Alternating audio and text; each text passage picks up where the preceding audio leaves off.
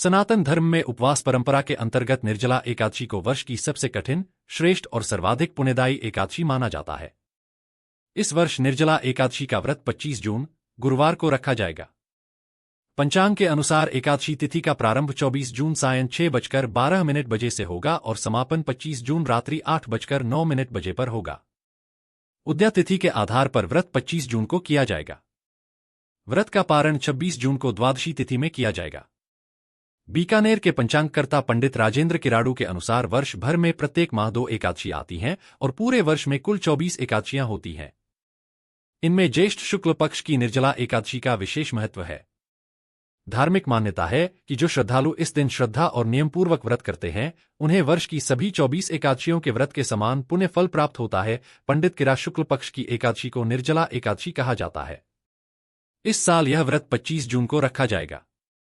ज्येष्ठ महीने की भीषण गर्मी में जब सूर्यदेव अपनी प्रखर किरणों से मानो अग्निवर्षा कर रहे होते हैं, उसी समय श्रीहरि के भक्त पूरे दिन निराहार और निर्जल रहकर व्रत करते हैं।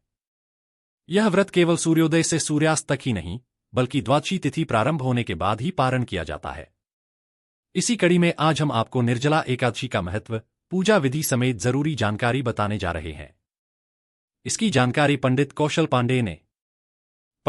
पांडे ने बताया कि जो श्रद्धालु साल की सभी 24 एकादशियों का उपवास करने में सक्षम नहीं, उन्हें केवल निर्जला एकादशी का उपवास करना चाहिए, क्योंकि निर्जला एकादशी का उपवास करने से दूसरी सभी एकादशियों का लाभ मिल जाता है।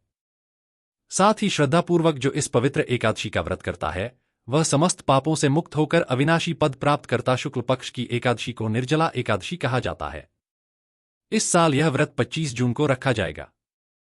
ज्येष्ठ महीने की भीषण गर्मी में जब सूर्यदेव अपनी प्रखर किरणों से मानो अग्निवर्षा कर रहे होते हैं, उसी समय श्रीहरि के भक्त पूरे दिन निराहार और निर्जल रहकर व्रत करते हैं।